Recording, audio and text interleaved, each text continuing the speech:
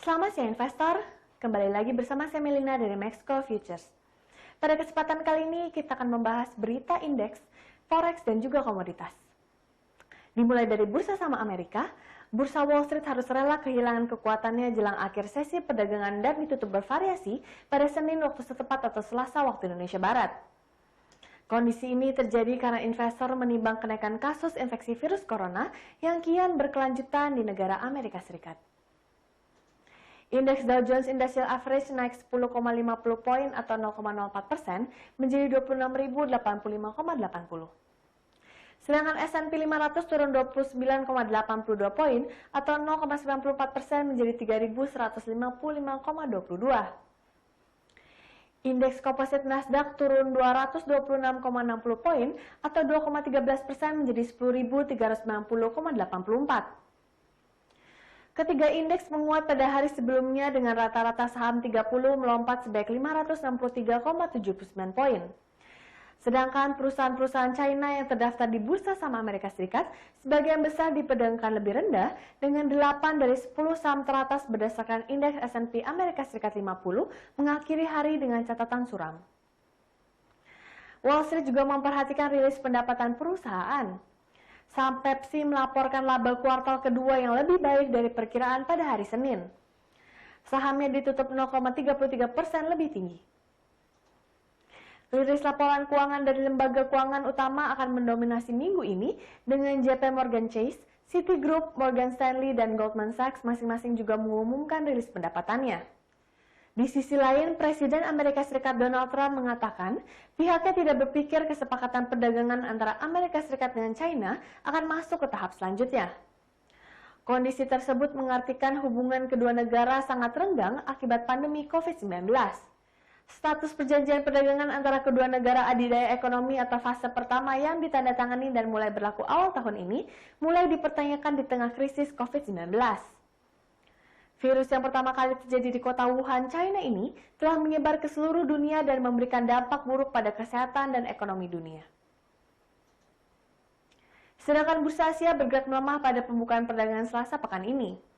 14 Juli 2020, kontrak bencakan Nikkei Jepang berada di level 22.615, lebih rendah jika dibandingkan dengan penutupan perdagangan sebelumnya yang ada di angka 22.784,74. Sedangkan gerak saham di Australia juga dibuka melemah dengan kontrak berjangka SPI di angka 5.862 dibandingkan dengan penutupan perdagangan sebelumnya yaitu berada di angka 5.977,50. Investor bursa Asia menunggu rilis data perdagangan China untuk periode bulan Juni dan data tersebut dapat memberikan lebih banyak petunjuk tentang pemulihan ekonomi China setelah lockdown di awal tahun untuk mengurangi penyebaran virus corona.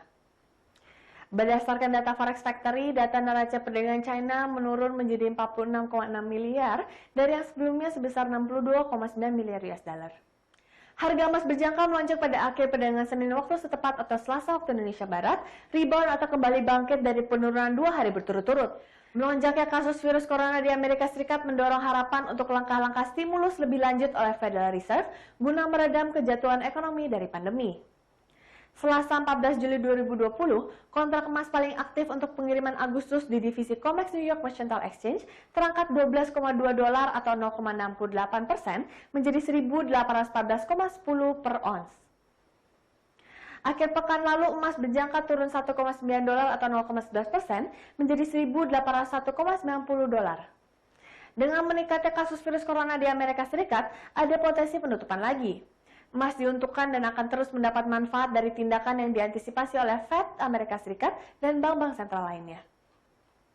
Sedangkan harga minyak anjlok hampir 2% pada awal perdagangan hari ini berkat lonjakan kasus virus corona di sejumlah negara bagian di Amerika Serikat yang mengancam pemulihan permintaan bahan bakar.